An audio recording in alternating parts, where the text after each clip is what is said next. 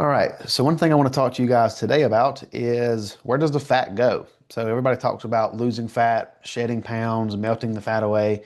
But when you actually lose fat, does it burn off? Does it melt off? Do you excrete it? Or what actually happens, right? That's something that not a lot of people think about.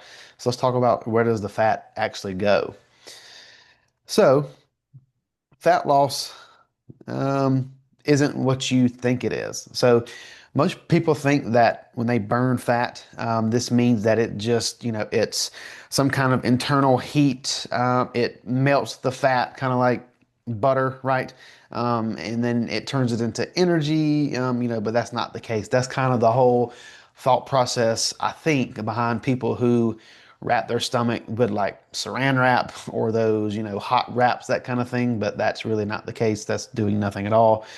Fat doesn't just vanish, it gets converted and then it gets excreted. You don't sweat fat out. Again, that's going back to I've even seen people take, there's this cream that you can buy. It's called like Sweet Sweat, there's another one. It's called like Abs of Steel. And you rub this thermogenic gel on your stomach, and then you wrap it up in saran wrap, and then you're supposed to go sweat, and that's supposed to tighten and tone your stomach and burn the fat, and that's doing nothing. You just wasted 35 bucks essentially. That's all that you did. So again, you don't sweat fat out. It leaves your body through other specific pathways. So what actually happens is when your body burns stored body fat, it breaks down that into usable components, and then it has to get rid of the leftovers. So, your body has a clump of fat, right? That clump of fat gets broken down into usable components inside of the bloodstream, and then what is used gets excreted, as the leftovers. So now this is actual scientific data numbers. These aren't just something that I come off the top of my head with. I actually had to make sure that this was right because I didn't want to be wrong. But 84% of the fat that you burn is exhaled as carbon dioxide. You breathe it out. The other 16% exits through excretion, urine, sweat, and tears. So again, like if we go back to the sweat side of things, the heat in itself isn't what's causing the fat burn, but you can essentially sweat or excrete body fat out. And so like as simple and probably as crude as I can be, you literally breathe out and piss away fat loss. This kind of is what it is. That's what happens.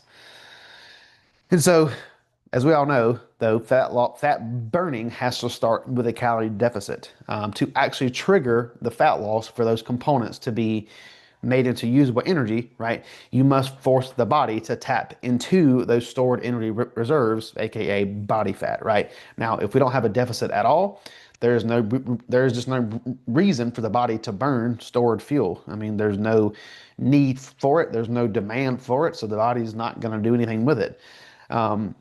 Having training and NEAT, which is also known as steps, helps increase daily burn of, the helps increase that daily burn, of the calories to, help push that deficit further if that's what you're after. And then again, I threw this in there because this kind of has to be said. Hormones, they do still matter. At the end of the day, you do have to have that energy deficit to see, fat loss occur and get into that energy deficit, to create that deficit for, again, fat loss to occur.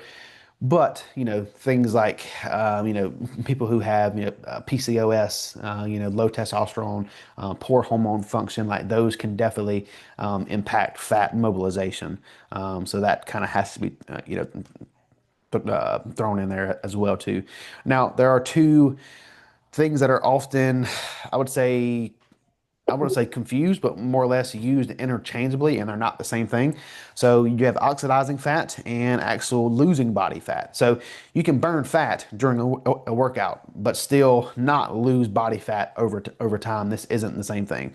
So when you oxidize fat, you're using fat for energy in that certain moment in time, right? The fat that you have The free floating substrates that are usable for energy, that's what's going to be burned at that certain moment in time, right? But if we're not tapping into those body fat stores and losing fat consistently, that's where actual losing fat comes into play, more or less as far as oxidizing fat. Now, again, you could probably get into the weeds of both of these and say that, well, if you're going to be losing fat, will you also have to be oxidizing fat? Which in a roundabout way, I guess could be true, but these are often just used so interchangeably that I think it needs to be said that these aren't mutually exclusive all the time, if that makes sense.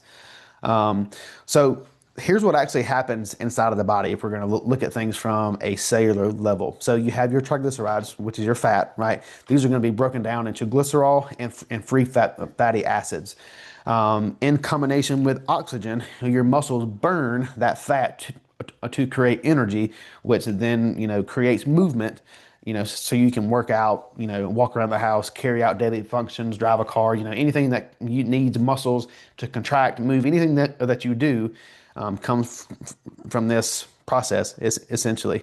And then anything that you don't need, you pee out, sweat out, cry out, whatever, or you breathe out the rest. Again, this is 16%, and the majority of it, 84%, is you breathe out the rest. Now, I did see something on TikTok a while back that probably should be brought into question here. There was an individual who was trying to make the claim that if you breathe harder, breathe faster, breathe more heavily, such as maybe even using like one of those altitude masks, that it helps create further fat loss. And that's not the case. I mean, the breathing out of the carbon dioxide, of the leftovers from, the fat burning process, losing fat, that's the substrates that's coming out, right? You breathing harder isn't going to equate to more fat loss being burned. I do see the ideology behind that, but it's just not credible. I guess it was a TikTok clickbait type thing that doesn't really have any validity to it at all. Um, and so again,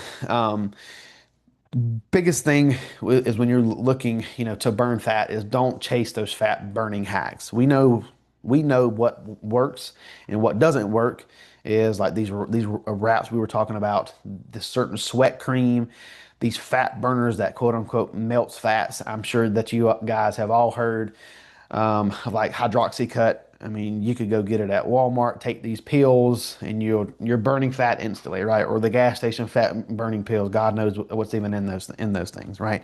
Now, I will say that certain fat burners make the fat more available to be burned, but it doesn't do it for you. So, like, some fat burners do have some validity to be used. Like, one commonly used one is one called clenbuterol. That doesn't actually, make you melt more fat. It just, it kind of helps make the fat more available to be burned. Again, it doesn't do the work for you. And then if we look at, again, don't spend your money on those waist trainers. No waist trainer is going to shape your waist like you want it to shape it. You just have more body fat to lose. And when you burn more than you store, that is when you officially lose body fat. Again, either pee it out, cry it out, sweat it out, or breathe it out. So this was more or less a short one for today. But I think that a lot of people they don't understand, or they're unsure of the actual mechanism of fat burning. And I think that it's kind of interesting to look at, because a lot of people just think that if you go into the sauna and you get hot, you're going to be burning more fat just because you're sweating more and your heart rate's up. That's not how this works.